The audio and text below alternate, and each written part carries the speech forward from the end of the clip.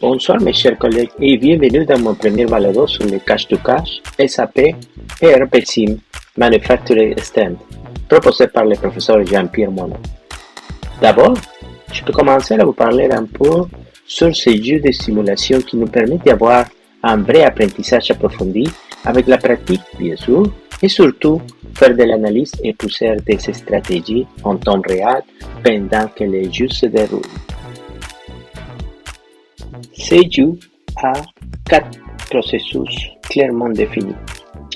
Le premier, c'est le processus de planification, le processus d'approvisionnement, le processus de production et finalement le processus de vente. Le processus de planification commence en faisant une prévision de vente des produits finis et en créant un plan de production et un plan d'achat. La commande MD61 fait la prédiction de vente, donc il faut rentrer une quantité en prévision pour les produits que nous voulons produire.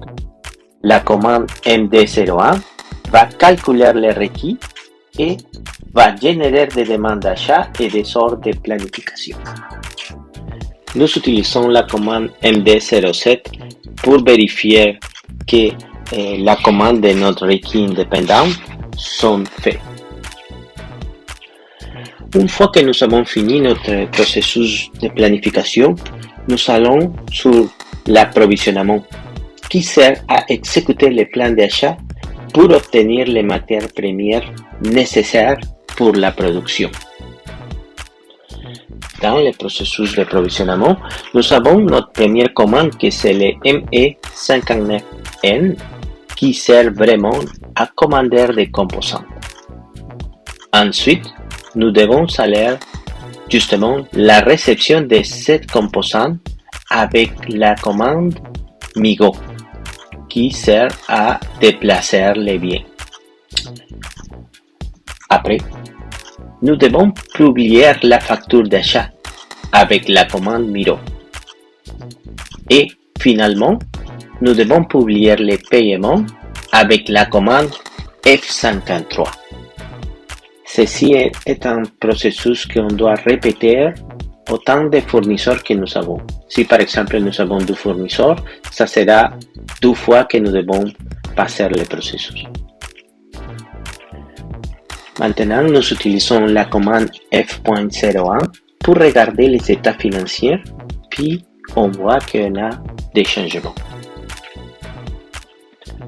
On va continuer avec notre troisième processus, c'est le processus de production.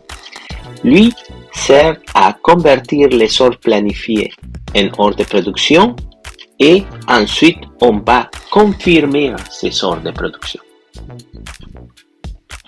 On va rentrer la commande CO41 pour lancer la production. Lui, il va convertir toutes les ordres planifiés et ensuite on va taper sur la commande CO15 qui confirmera la production. Et finalement, nous avons le processus de vente qui sert à recevoir les commandes des clients et les compléter en créant les ordres de vente, livrant les produits et en faisant les factures du client.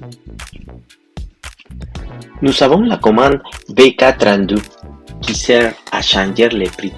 Par exemple, si nous avons un prix de 5,99, avec cette commande, nous pouvons changer les prix, ça pourra revenir à 6,99 ou celui que vous voulez utiliser. La commande VA01 va recevoir l'ordre de vente. Nous avons besoin du numéro de client, la date du jour, les codes de produit et les quantités. Puis ensuite, on va cliquer sur sauvegarder.